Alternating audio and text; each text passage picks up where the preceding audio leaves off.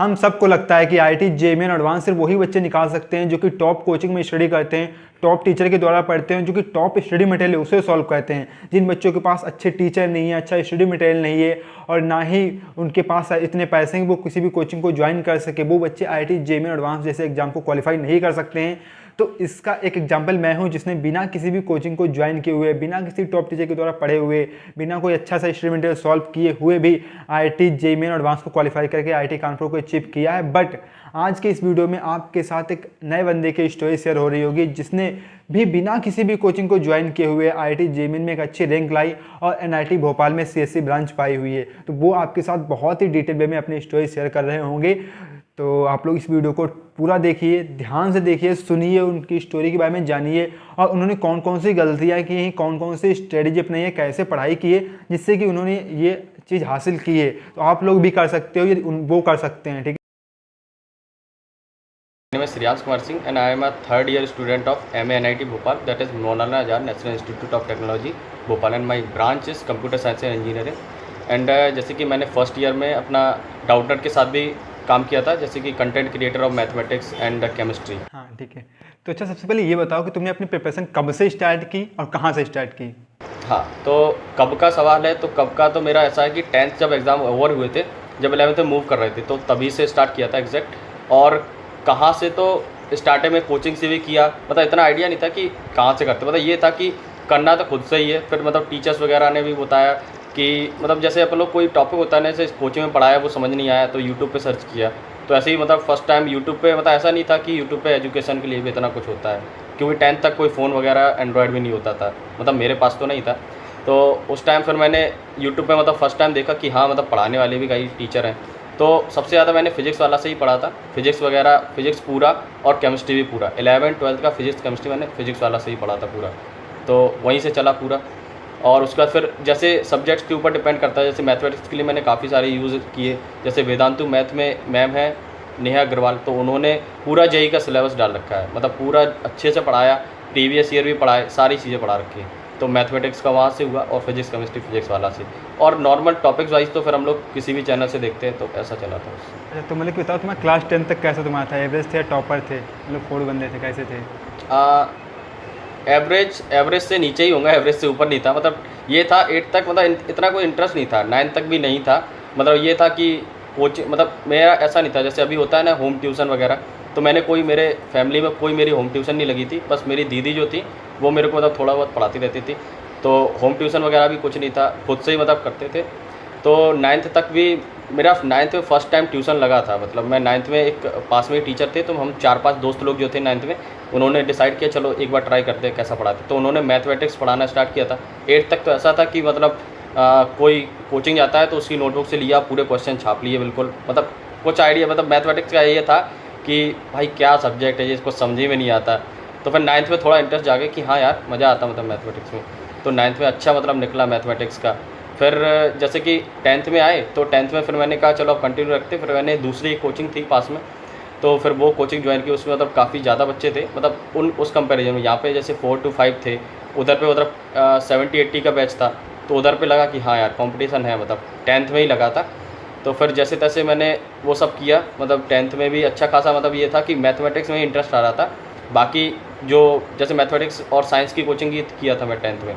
तो साइंस में क्या था कि फिजिक्स केमिस्ट्री मैथ तीनों ही, फिजिक्स केमिस्ट्री बायो भी होती है उसमें, तो मैंने तीनों फिर डिसाइड, फिर मैं जैसे एग्ज़ाम के ओवर होने के बाद मैंने ये डिसाइड किया था कि मतलब दोनों में इंटरेस्ट था बराबर। मेरे को ये लग रहा था कि 10th तक मैंने, 9th में भी मेरे को याद है एक मैम ने मेरे से पूछा था, बायो वाली ने, कि मतलब क्या करना, वो सबसे पूछ रही थी टीचर से कि सब स्टूडेंट से पूछा कि तुमको क्या करना, तुमको कोई बोल रहा सॉफ्टवेयर इंजीनियर बनना है। उस टाइम तो पता ही नहीं था क्या होता सॉफ्टवेयर इंजीनियर, तो सबने मतलब ऐसे ही सबको अपना अपना बताते रहे, किसी को गवर्नमेंट फील्ड में जाना है। तो मैंने बोला था कि मेरे को डॉक्टर बनना है, क्योंकि मेरे पापा जो हैं वो हॉस्पिटल से ही मतलब इसी फील्ड में है। तो उन्होंने भी मतलब यही सब मतलब माइंड में पहले से ही था कि हाँ भाई डॉक्टर, मतलब पापा भी जैसे बताते रहते थे कि इन्होंने ये किया, उनका लड़का ये डॉक्टर है, मेरे ये मतलब ये दोस्त है वगैरह। तो मतलब ये था कि हाँ डॉक्टरी वाली फील्ड में ही जाना। जैसे मेरे एक ताऊ जी के लड़के हैं, वो भी मेडिकल लाइन में ही है, तो ये था कि हाँ भाई डॉक्टर बनेंगे। 9th तक यही डिसाइड था। फिर 10th के एग्ज़ाम के बाद ये था कि सब्जेक्ट क्या लेंगे, तो मेरा ये था कि जिसमें भी अच्छे मार्क्स आएंगे ना वो ले लेंगे। लेकिन अंदर से था कि हाँ मैथमेटिक्स मेरे को लग रहा है कि अच्छे ही आएंगे, तो फिर मैथमेटिक्स की लाइन में ही जाना था। तो मैंने कहा चल भाई अब मैथमेटिक्स ही लेते हैं, साइंस तो लेना मतलब था ही, तो मैंने कहा चल मैथमेटिक्स सही है मेरे लिए। तो ये था। और डॉक्टरी वाला सपना छोड़ दिया, डॉक्टर हाँ। बनना था वो छोड़ दिया। हाँ वो छोड़ दी, मतलब पहले था इतना पता ही नहीं था, 2 ही 3 चीज़ें पता थी और वही फैमिली में वही। ही सारे वही लाइन में थे, तो मेरे को लगा हाँ वही सही है।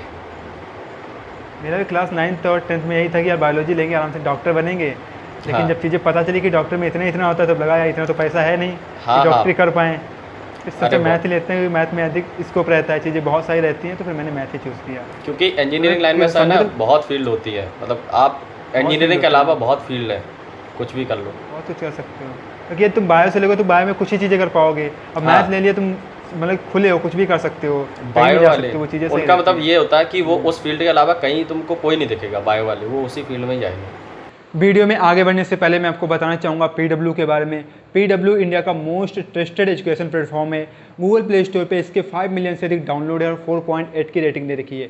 पीडब्ल्यू से हज़ारों बच्चे स्टडी करके इंडिया के टॉप इंजीनियरिंग और मेडिकल कॉलेज में एडमिशन ले चुके हैं। पीडब्ल्यू इंडिया के हर सिटी, स्मॉल टाउन और विलेजेस में रहने वाले बच्चों को एजुकेशन देने के मिशन से काम कर रहा है। और पीडब्ल्यू पे जो कोर्सेज की प्राइस है बहुत ही कम है। कोर्सेज की प्राइस 99 से लगाकर 4200 के बीच में वेरी कर रही है। पीडब्ल्यू ने लॉन्च किया है इंडिया से स्ट्रॉन्गर जे ड्रॉपर बैच प्रयास 2.0 बैच, और ये बैच उन बच्चों के लिए है जो 2023 में जेई क्वालिफाई करना चाहते हैं और अपने आप को एक इंजीनियर बनता हुआ देखना चाहते हैं। यहाँ पर आपको वीक में 6 दिन क्लासेस मिल रही होगी, 3 क्लास पर डे हो रही होंगी, पर क्लास का 2 घंटे का ड्यूरेशन रहेगा।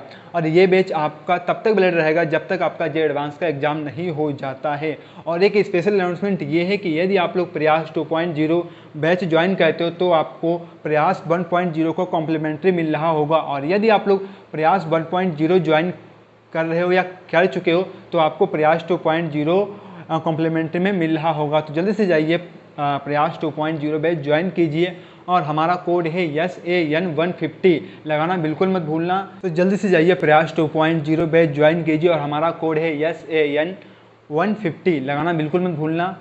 ऐप पे जाओगे, आपको यहाँ पर ऐप दिखाई दे रहा होगा, ठीक है ना। किसी भी कोर्स पर आप क्लिक करोगे और वहाँ पर आपको कूपन कोड करके आ रहा होगा, तो वहाँ पर SAN150 डाल दोगे और आपको 150 पॉइंट्स का डिस्काउंट मिल रहा होगा। तो जल्दी से जाइए यार प्रयास 2.0 बैच ज्वाइन कीजिए और अपनी स्टडी को बूस्ट कीजिए, और 2023 में IIT जे एडवांस को क्वालिफाई करके अपने सपने को पूरा कीजिए और एक टॉप IIT में एडमिशन लीजिए।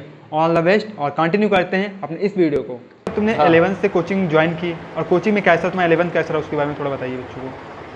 कोचिंग में 11th में ऐसा था कि मतलब ज़्यादा मैंने 11th में ज्वाइन किया, तो मेरे को फर्स्ट टाइम जैसे स्टार्ट में जब हम लोग जाते हैं ना तो फिजिक्स पढ़ाई जाती, फिजिक्स क्लास हुई, तो उसमें डिफरेंशिएशन, इंटीग्रेशन ये सब आया, तो मैंने कहा चल ये मतलब क्या चल रहा है, मतलब समझ में नहीं आ रहा कुछ क्या है। तो मैंने कहा चल फिजिक्स का ही ये पार्ट होगा, ये वेक्टर इंटीग्रेशन वगैरह सब कुछ पढ़ाया। मैंने कहा चल भाई चलते हैं, मतलब जैसा चल रहा है चलने देते। तो निकला ऐसे ही। फिर मतलब फिजिक्स मैथ भी आया, तो मैथ में भी मतलब ये लगा कि मतलब कुछ ज़्यादा ही एडवांस हो जाता है, जो मतलब 9th से 8th से 9th की जो जंप होती है ना, उससे कहीं मतलब 10 टाइम्स ज़्यादा होती है 10th से 11th की। तो वो मतलब समझना बहुत मुश्किल हो जाता है। तो मैंने वो स्टार्ट जब भी मतलब देखा, तो 11th में बस ऐसे ही चला। फिजिक्स में भी मतलब ठीक ठाक ही था, ओके ओके। मैथमेटिक्स की बहुत कम क्लासेस हुई, मतलब बहुत ज़्यादा कम। जैसे मेरे को याद है बायनोमियल थ्योरम पढ़ाया गया था मैथमेटिक्स में, कोचिंग में वो भी। तो मेरे को ऐसा था कि भाई ये बायनोमियल थ्योरम मतलब उसमें इतने बड़े बड़े फॉर्मूले होते थे, लेकिन जब यहाँ जेई टाइम पे आए ना तो प्रीवियस ईयर क्वेश्चन देखे, तो उनमें क्या होता है कुछ मतलब कुछ ही पार्ट है उसका बायनोमियल थ्योरम का जो मतलब एग्जैक्टली मतलब पूछा जाता है। बाकी सब तो ये है कि बस चल रहा है, मतलब बहुत कम ऐसा सिलेबस होता है बायनोमियल थ्योरम में। अगर 20 टॉपिक है ना तो उनमें से 4 से 5 टॉपिक है जिसमें हर बार जेई क्वेश्चन पूछती। तो मतलब ऐसा था मैथमेटिक्स में। तो मतलब ये था कि पहले हाँ, अब वो हर चैप्टर में होता है, चाहे वो हाँ। मैथ का कोई भी चैप्टर उठा लो, सब में कुछ टॉपिक सिलेक्टेड होते हैं जिनसे हर साल क्वेश्चन आते हैं, हाँ जैसे और सारी चीज़ों से नहीं आते हैं। APGP है ना, APGP HP, तो उसमें HP को लोग इतना पढ़ते कि समझ लें अच्छे से क्या है, और HP से क्वेश्चन आता ही नहीं है, बहुत कम चांस। ऐसा भी आएगा ना कि मान लो कुछ दे दिया फॉर्मूला, उसमें नीचे ऑप्शन दे दिए कि ये AP है, GP, HP, ऐसा आएगा। अदरवाइज बहुत कम वेटेज है उसका। तो यही होता है। बेसिक पता होना चाहिए तुम्हें चीज़ों का, तो चीज़ें हो जाती हैं हाँ, हाँ। मैंने आराम से। तो मतलब कि 11 तुम्हारा मतलब कि माने तो बहुत अच्छा तो नहीं गया था, बट हाँ थोड़ा बहुत पता था बेसिक क्या चीज़ें चलती हैं क्या हाँ नहीं चलता है। हाँ, ये था। मैंने स्कूल मतलब ज्वाइन किया था 11th में, मतलब CBSE पहले मैं 9th 10th में CBSE था, फिर मैंने CBSE से फिर मैं आ गया UP बोर्ड में, इंग्लिश मीडियम ही था। तो मैंने 11th में बिल्कुल स्कूल नहीं किया था, मतलब यही समझ लो कि 15 से 20 दिन 11th में स्कूल गया। फिर जब 12th की बारी आई तो मैं 12th में रेगुलरली स्कूल गया था, क्योंकि कोचिंग मैंने सोचा था कि कोचिंग भी नहीं जाएंगे तो कम से कम स्कूल तो जाना ही है। तो मैंने फिर स्कूल जाना स्टार्ट किया था। और स्कूल में तब ये है था कि मतलब वहाँ पे मैं अपना ही पढ़ता था। स्कूल में जो पढ़ा रहे हैं, नोट्स बना रहे हैं, बट पढ़ना तो फिर अब खुद से ही था। तो मतलब आर डी शर्मा लेके बैठ गए कभी कभी, या प्रीवियस ईयर की बुक लेके बैठ गए, या वो जैसे मैंने एक चीज़ मेरे को बहुत इंपॉर्टेंट मतलब बताना चाहूँगा, वो मेरे को बहुत हेल्प किया। जैसे शॉर्ट नोट्स मैं बनाता था कि पूरा जैसे चैप्टर है फिजिक्स का, जैसे चैप्टर 1, तो उसको पूरा का पूरा चैप्टर में 1 से 2 पेजेस में मतलब छोटा राइटिंग लिख लिख के पूरे सारे उसके इंपॉर्टेंट पॉइंट्स और कुछ कुछ डायग्राम्स वो सब एक ही मतलब पेज में मैंने बनाया। जैसे ये मैंने फिजिक्स के लिए, मैथ्स के लिए ज़्यादा किया था। केमिस्ट्री में कुछ ही सब्जेक्ट के लिए किया था, क्योंकि इनऑर्गेनिक क्या है उसके आप नोट्स ऐसे शॉर्ट नोट्स क्या ही बनाओगे, उसका एनसीईआरटी शॉर्ट नोट्स है। तो यही था। और फिजिक्स के लिए मैंने वो बोर्ड के लिए किया था, जैसे डेरिवेशन की पूरी एक डायरी टाइप की बना ली थी, सारे डेरिवेशन एक एक पेज में लिखा था। तो ये था। और केमिस्ट्री में भी सेम मतलब वही फॉर्मूला शीट बनाई थी छोटी सी फिजिकल केमिस्ट्री के लिए, बस। तो तुम्हें कब मतलब कि तुम्हें कब लगा कि तुम्हारा आईटी में नहीं होगा, मतलब कब तुम्हें ऐसा फील हुआ कि यार अब तो बहुत पढ़ रहे हैं बट चीज़ें हो नहीं रही हैं और लगता है कि नहीं हो पाएगा, कब लगा तुम्हें ऐसा? ये मतलब पूरा हाँ, ये मतलब पूरा 12th में ही लगता रहा। 11th में तो मतलब बहुत लगता, 11th में तो ये भी लगता था कि भाई अच्छा रैंक लाएंगे, आईटी तो पहुंच ही जाएंगे, मतलब स्टार्टिंग में जोश होता है ना। फिर 12th में जब आए तो 12th में ये लग रहा था कि इस बार तो नहीं करेंगे, मतलब इस बार तो नहीं होने वाला, आगे ही देखेंगे, मतलब अभी तो कोई चांस नहीं है, ड्रॉप लेके ही करेंगे लेकिन निकाल लेंगे। ये तो पता था कि अभी नहीं तो अगले साल तो निकलेगा। लेकिन फिर पता चला कि कोविड आया तो टाइम मिला, तो मैंने कहा चल इसका यूज़ करते अच्छे से, तो वो फर्स्ट अटेम्प्ट में ही फिर हो ही गया। चलो कि कहाँ पे ऐसा फील हुआ कि यार अभी छोड़ते हैं, यार मज़ा नहीं आ रहा, छोड़ते हैं, चलो हटाते हैं इसे, कभी ऐसा फील हुआ पूरी जेईई प्रिपरेशन के टाइम पे या नहीं? ये मतलब मौका ही नहीं मिला इस चीज़ का, क्योंकि 12th तक तो ये था कि इस बार तो करना ही नहीं है, मतलब प्रेशर इस चीज़ का लिया ही नहीं कि निकालना है, क्योंकि फर्स्ट टाइम में निकालना ही नहीं था। मतलब पता था कि 12th में अपना बोर्ड का पढ़ रहे हैं, आता वही सिलेबस है, बट अंदर से था कि भाई नहीं निकलेगा इस बार, मतलब बहुत वो है। तो मैंने कहा चल इस बार नहीं निकलता। फिर 12th के जैसे एंड में पहुँचे तो ये था कि इस बार का एग्ज़ाम, मतलब ये फर्स्ट अटैम्प्ट का जो जनवरी में एग्ज़ाम था ना, उसका ये था कि भाई देना ही नहीं है, ये एग्ज़ाम देंगे ही नहीं, क्योंकि प्रिपरेशन बिल्कुल ज़ीरो है, कुछ देने का फ़ायदा नहीं है। लेकिन फिर फैमिली वालों ने कहा कि जैसे मैंने नवंबर में केवीपीवाई का फॉर्म भरा था, तो मैं डर की वजह से वो देने ही नहीं गया, मतलब मैंने घर पे बताया नहीं कि मैं वो एग्ज़ाम था, मैंने 2 दिन बाद बताया कि मेरा एक केवीपीवाई का एग्ज़ाम था, तो वो मैंने छोड़ दिया। तो फिर बताया क्यों छोड़ दिया, देना चाहिए था जब। हाँ, तो सेम मेरा जनवरी वाले अटेम्प्ट में ही मैंने सोचा कि देना तो है, बट मतलब इतना वो नहीं था कि भाई कैसे, मतलब बहुत डर लग रहा था कि कुछ फ़ायदा नहीं है देने का। यही मतलब मोस्टली लोग सोचते कि जब नहीं निकलेगा तो क्यों देना, लेकिन ये पता नहीं है कि वो देने से ही मतलब काफ़ी कुछ सीख जाते कि अच्छा, जैसे मेरा उस टाइम मेरा परसेंटाइल 78 पॉइंट कुछ था, तो मेरे को ये लगा कि 80% मतलब लोग ऐसे हैं जो मेरे से पीछे हैं। मतलब मेरी जब जीरो प्रिपरेशन है, मतलब मैं मानता था जीरो है, बट मैंने कुछ कुछ तो कर रखा था, तो मेरे को ये लगा 80% लोग हैं जिनका इससे नीचे ही है। तो मतलब ये क्लियर हो गया था उस वाले अटैम्प्ट से। तो उसके बाद फिर नेक्स्ट अटैम्प्ट जनवरी वाले में तो, हाँ जनवरी वाले में 78 तुम्हें बनी थी ना? हाँ, 78 परसेंटाइल थी उसमें, हमें 74 ही थी। हाँ। फर्स्ट अटैम्प्ट 12th के साथ ना। नहीं, जनवरी वाले में जब तुमने 2020 में दिया था जनवरी वाले ना, अच्छा, उसी वाले में मेरी 74 ही थी। हाँ। लेकिन बाद में काफ़ी सही हो गया था, क्योंकि टाइम काफ़ी मिल गया था ना, क्योंकि जनवरी से लगा कि सितंबर तक काफ़ी 6-7 महीने मिल गए थे, और उसमें जिसने अच्छा कर लिया। हाँ, मोस्टली तुमने ये देखा होगा कि जब भी मतलब ये वाले का आपने डिस्कस किया होगा, तो जैसे मैंने फर्स्ट टाइम कॉलेज जब फर्स्ट क्लास ज्वाइन की थी, तो मोस्टली बच्चे यही बात करते हैं आप कहाँ से हो, कौन कहाँ से है, किसने कोचिंग कहाँ से किया, कोई एलएन से किया, है ना। फिर ये भी डिस्कस होता है कि किसका फर्स्ट अटैम्प्ट में कितना था। तो मतलब मैंने मोस्टली लोगों को सुना जिनका डिक्रीज़ हुआ था, मतलब 99 से 94 आए, 94 से 92 आ गए, तो मतलब डिक्रीज़ हुआ था। मतलब बहुत ही कम रेयर केस में ऐसा था कि उनका इंक्रीज़ हुआ था। तो यही था, मतलब मोस्टली लोगों का डिक्रीज़ हुआ था परसेंटाइल।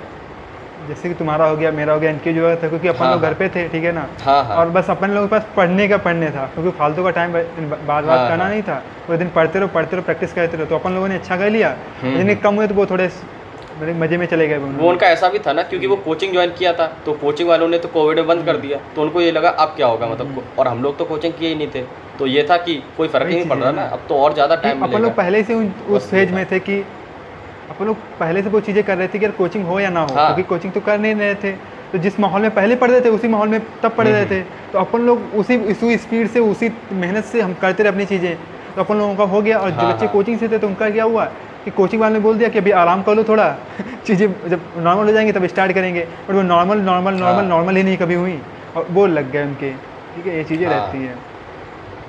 अच्छा, तुम्हें क्या लगता है मतलब बहुत से बच्चे ऐसे हैं अभी जो कि क्लास 12th में हैं और उनकी तैयारी बिल्कुल मतलब कि 11th तो बर्बाद ही गया है और 12th का मतलब कि अच्छा नहीं है, तो उन्हें क्या करना चाहिए? क्या उन्हें 12th वाला देना चाहिए या सोच रहे हैं कि ड्रॉप लेकर ही दें? नहीं नहीं, देना तो चाहिए। अगर अटेम्प्ट मिल रहा है तो कुछ ही काम से तो मिल ही रहा होगा ना, तो अटेम्प्ट जरूर देना चाहिए।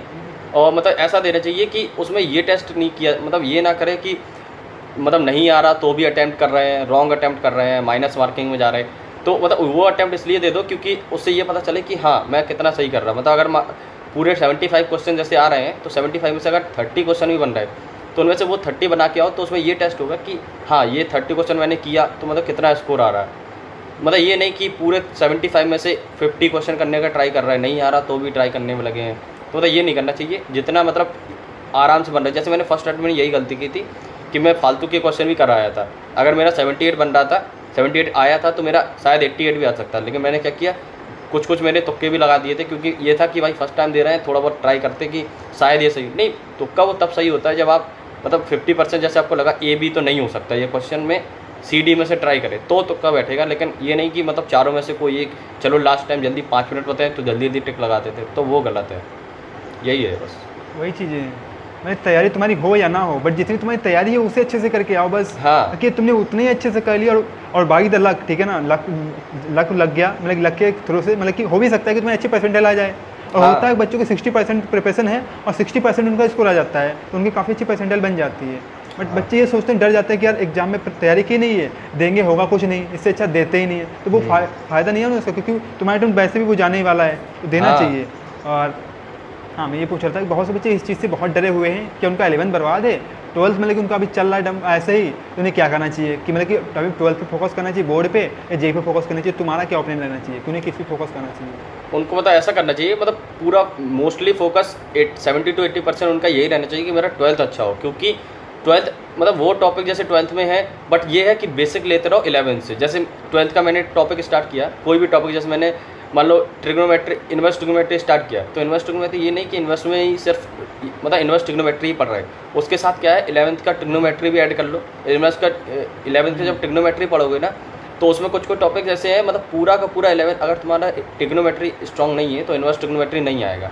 तो मतलब यही है कि अगर 11th से थोड़ा थोड़ा कनेक्टेड रहो, मतलब ये नहीं कि पूरा टाइम पहले ये सोचा कि पहले पूरा 11th करेंगे फिर पूरा 12th करेंगे, या पहले पूरा 12th करेंगे और फिर 11th, तो ऐसा नहीं करना। 12th के टॉपिक्स उठाते जाओ। जैसे मान लो मैंने 12th का फर्स्ट टॉपिक जैसे मैथमेटिक्स में है इन्वर्स ट्रिग्नोमेट्री, तो उसको स्टार्ट किया, और फिर हमने क्या किया, थोड़ा प्रीवियस ईयर में वैसे नोटबुक बुक्स तो होती हैं, तो बुक्स में देखा अच्छा इसके ये फॉर्मूले होते हैं, तो फॉर्मूले भी याद कर लो, उसके 1-2 क्वेश्चन लगा लो एनसीईआरटी से, मतलब इतना टाइम नहीं लगता। अगर आप एक टॉपिक 11th का छोटा सा उठाओगे, कोई ट्रिग्नोमेट्री उठाना, तो उसको पढ़ा तो होगा ही ना, 11th में कुछ ना कुछ तो पढ़ा ही होगा। बर्बाद है इसका मतलब ये थोड़ी है कि कुछ भी नहीं पढ़ा। तो हाँ, तो उसमें मतलब थोड़ा बहुत तो देख लो कि हाँ मैंने पहले ये किया था, ऐसे ऐसे फॉर्मूले बनाए थे, कुछ नोट्स वगैरह में से देख लो, कुछ यूट्यूब से देख लो, मतलब टॉपिक आधा एक घंटा लगेगा लेकिन वो स्ट्रॉन्ग हो जाएगा। लेकिन अगर ये सोचोगे कि सिर्फ 12th वाला ही पोर्शन स्ट्रॉन्ग करेंगे, 11th को छोड़ ही देते बिल्कुल, तो वो नहीं हो पाएगा, क्योंकि सारे टॉपिक्स मोस्टली कनेक्टेड है पीछे से, तो वो तो लेके ही चलना पड़ेगा। मोस्टली 12th पे फोकस, 11th को साथ में लेके चले, तो ऐसे ही हो। वही मतलब कि जो टॉपिक मतलब कि जिसमें तुमने बताया कि इन्वर्स पढ़े तो ट्रिगो पढ़ लो, ठीक है ना, तो चीज़ें हाँ। इंटरलिंक करिए तो थोड़ा बहुत उसे पढ़ते रहो, तो चीज़ें मैनेज हो जाएंगी आराम से, तुम्हारा 12th भी स्ट्रॉन्ग हो जाएगा और 11th भी हो जाएगा, और उसके बाद जो तुम्हारा उसमें नहीं हो पाया 12th के साथ, तो ड्रॉप लेके आराम से चीज़ें कर सकते हो अच्छे से। हाँ। उसके बाद अगला जो क्वेश्चन आएगा कि नोट्स की कितनी इंपॉर्टेंस रहती है, कि नोट्स तुमने बनाए होंगे, इंपॉर्टेंस क्या रहती है, नोट्स बनाने चाहिए नहीं बनाने चाहिए? यानी जिन बच्चों के पास एक ही साल है, उनके पास अधिक टाइम नहीं है, उनके क्या करना चाहिए? देखो 1 साल है तो इसका मतलब ये नहीं है कि मतलब पढ़ोगे तो ही, तो जो भी टॉपिक पढ़ो या जो भी वीडियो देखो तो उसके नोट्स तो बहुत ज़रूरी है बनाना। और अगर ये सोचो कि मैं किसी और के नोट्स लेके मतलब हो जाएगा काम, तो वो नहीं हो पाएगा, क्योंकि खुद के नोट्स जो होते हैं ना वही काम देते हैं। तो नोट्स बनाना बहुत ज़रूरी है, मतलब टाइम नहीं है, कम टाइम है, लेकिन तो भी नोट्स बनाओ। कुछ जो भी लेक्चर देखो उसका नोट्स बना लो, या साथ में एक कोई भी नोटबुक रखे रहो जिसमें पेन चलता रहना चाहिए। मतलब ये नहीं कि सिर्फ वीडियो देख रहे हैं या सिर्फ टीचर को सुनने आए हैं आज, तो ऐसा नहीं होगा। नोट्स तो मतलब बनाना अभी काम नहीं आएगा। देखो अगर अभी इस बार अच्छी प्रिपरेशन नहीं है, नहीं निकलेगा, तो वो नेक्स्ट टाइम काम आएगा, लेकिन वो नोट्स तो काम आने ही वाले हैं। यही होता है। मैंने 11th के जो मैंने नहीं भी पढ़ा था ना, 11th में केमिस्ट्री पढ़ी थी जैसे मैंने, तो 11th में मैंने केमिस्ट्री, फिर मैंने 12th में वापस पढ़ी, तो मैंने वही 11th के नोट्स बार बार रिवाइज करने का मन होता था, क्योंकि जैसे मान लो कोई टॉपिक आया तो मैंने कहा चल भाई पीछे देखते हैं क्या पढ़ाया था, तो मतलब वो बहुत काम आते हैं। नोट्स तो बनाना ज़रूरी है। जी। जैसा कि जब तुमने अपनी तैयारी कर रहे थे तो और तुमने कोचिंग तुमने 11th में छोड़ ही दी थी 11th के बाद, फिर उसके बाद तुम जब तैयारी कर रहे थे तो तुम्हें क्वेश्चन सॉल्व होते थे? क्योंकि बहुत टाइम ऐसी प्रॉब्लम आती है कि क्वेश्चन नहीं बनने हैं, तब क्या करते थे? वहाँ पे क्या करते थे? तुमने कैसे क्वेश्चन को हैंडल करते थे? क्वेश्चन मेरा हैंडल करने का ये था कि जैसे मैंने नोट्स उठाई, मतलब मैंने कोई बुक उठाई जैसे प्रीवियस ईयर की, तो उसमें ये था कि पहले इजी क्वेश्चन करेंगे, जो हो रहे हैं वो करेंगे। तो मैंने फर्स्ट टाइम मैंने एक सिंगल टिक के साथ स्टार्ट किया, तो मैंने सब में एक मार्क कर दिया कि हाँ ये क्वेश्चन हो गया, ये क्वेश्चन भी हो गया। जो नहीं हुए उनमें एक सर्कल बनाते गए। तो फिर जैसे इजी मेरे 45 क्वेश्चन में से 20 क्वेश्चन ऐसे थे जो मेरे फर्स्ट अटेम्प्ट में ही हो गए, मतलब मेरे को लगा ये इजी हैं, हो जाएंगे, तो वो हो गए। तो मैंने जब ऐसा मैंने सारे टॉपिक्स के साथ किया, पूरी मतलब जितने मैंने करने थे, जैसे मेरे 25 अगर चैप्टर है तो 25 में से जैसे मेरे को 18 करने थे, तो मैंने 18 टॉपिक्स का यही किया कि पहले इजी क्वेश्चन कर लिए और जो नहीं आ रहे हैं उनमें एक सर्कल मार दिया। फिर जब दोबारा गए तो वो जो सर्कल थे ना, वो वाले क्वेश्चन मैंने दोबारा से ट्राई किए कि होते कि नहीं, मतलब कुछ मतलब पढ़ के गए तो फिर ट्राई किया कि अच्छा ऐसा इसका टॉपिक यूज़ करके तो शायद हो जाए। तो वापस जब गए तो शायद उनमें से जो वो मैंने कुछ क्वेश्चन छोड़े थे, मान लो 10 छोड़े, तो 10 में से 3 या 4 क्वेश्चन वापस हो गए, बाकी के नहीं हुए। जो नहीं हुए उनमें वापस स्टार्ट मार दिया। तो लास्ट टाइम जब मैं बुक देख रहा था ना, जब रिवाइज़ के लिए मतलब 2 महीने बचे थे, तो मैं वो क्वेश्चन देख रहा था जिनमें मैंने काफ़ी ज़्यादा सर्कल लगाए थे, क्योंकि अगर जिसमें 3rd सर्कल है तो उसका मतलब है वो मेरे से 3 बार नहीं हुआ, तो वो क्वेश्चन मेरे को लास्ट टाइम रिवाइज़ करेंगे। बाकी तो हो गए थे, क्योंकि वो इजी क्वेश्चन थे, वो पहली बार में हो गए थे, तो वो याद रहेंगे, मतलब इतना नहीं है कि भूल जाएंगे सारे। तो क्वेश्चन लगाने का नहीं हो रहा है तो टॉपिक स्ट्रॉन्ग करना पड़ेगा पहले, तो हो जाएंगे क्वेश्चन। कहते डीपीपी मिल बच्चों को कैसे करना चाहिए? जैसे डीपीपी मिलती है कोचिंग से, तो उसमें उन्हें कैसे करना चाहिए कि सबसे पहले इजी करना चाहिए, देन उसके बाद जैसे तुमने बताया सेम ही अप्लाई करोगे तो सही रहता है।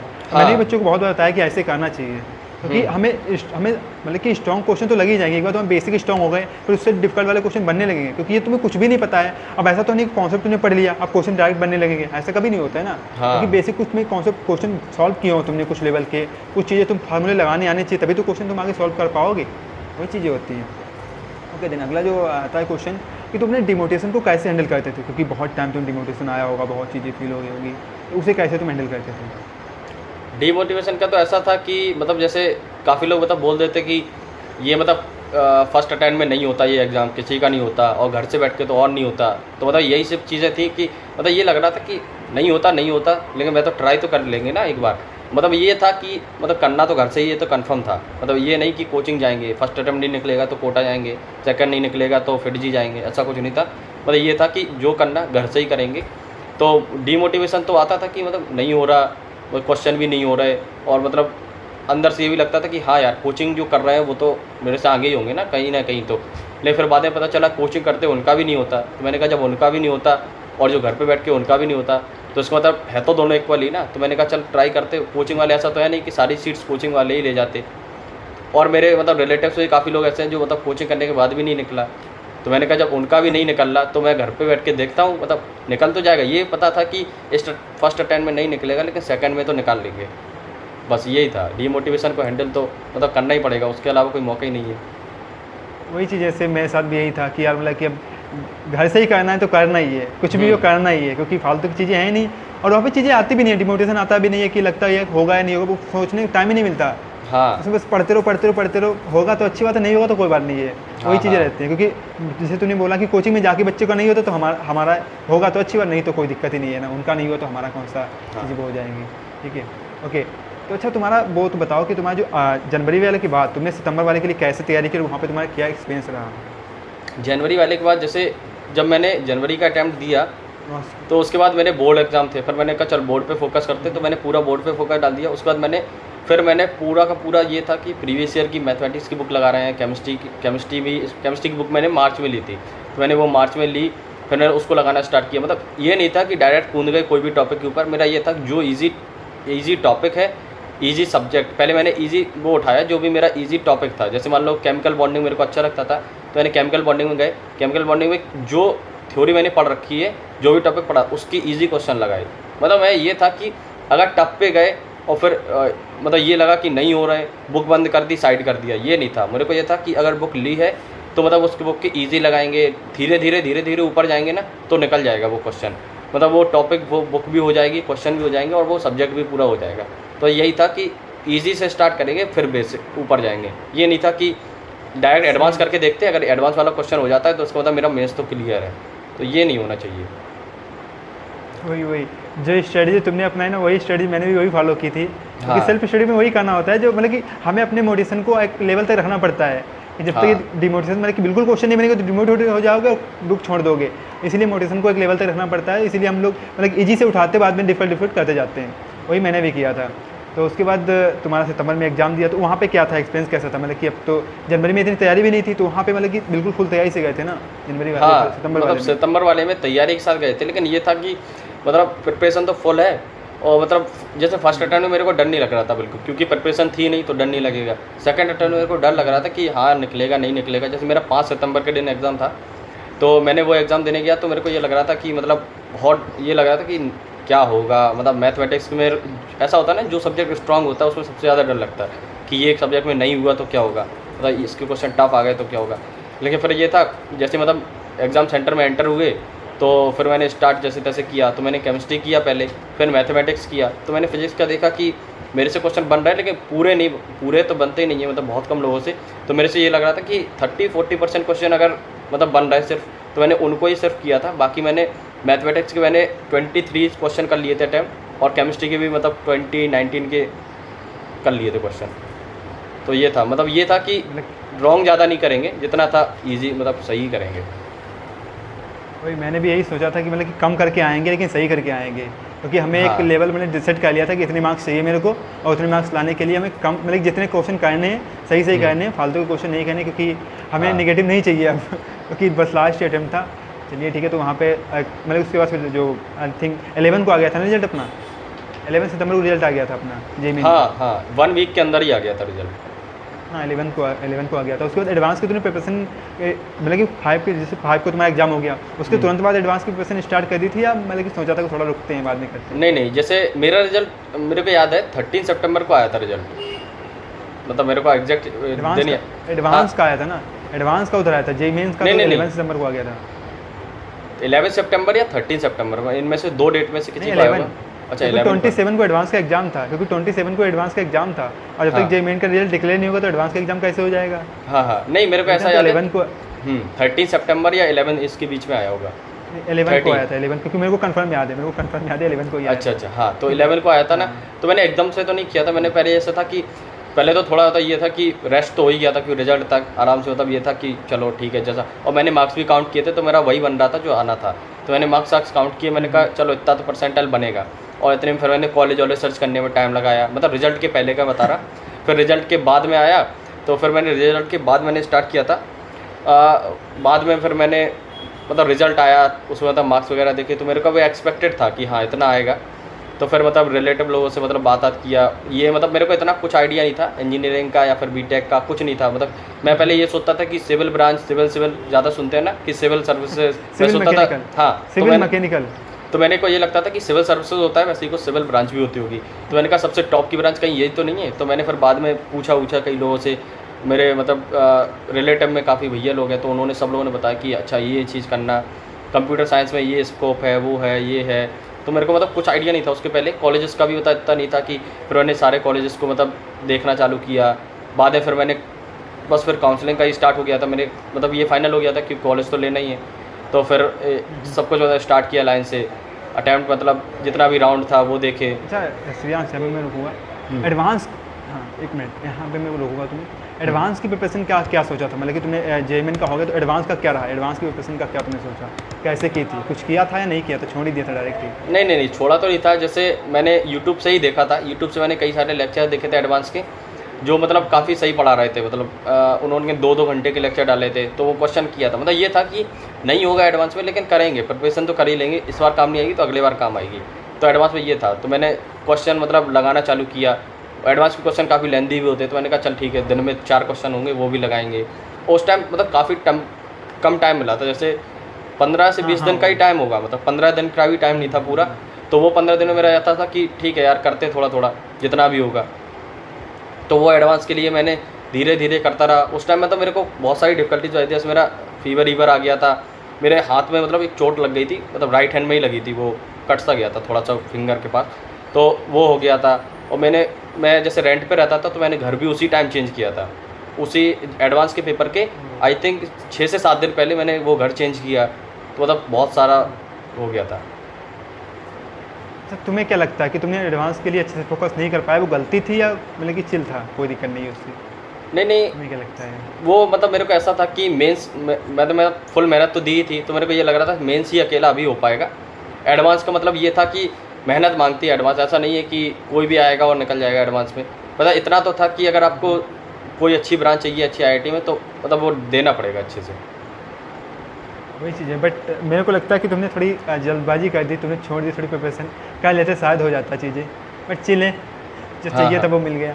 हाँ हाँ क्योंकि हाँ लगता है ना, जब सेल्फ स्टडी करते होते हो तो नहीं पता चलता। जैसे मेरे कंडीशन ये थी कि मैंने भी इतने फोकस नहीं किया एडवांस के लिए, बट मैंने तो छोड़ एडवांस का ही वो छोड़ दिया था कि छोड़ देते हैं यार एग्जाम। हेलो,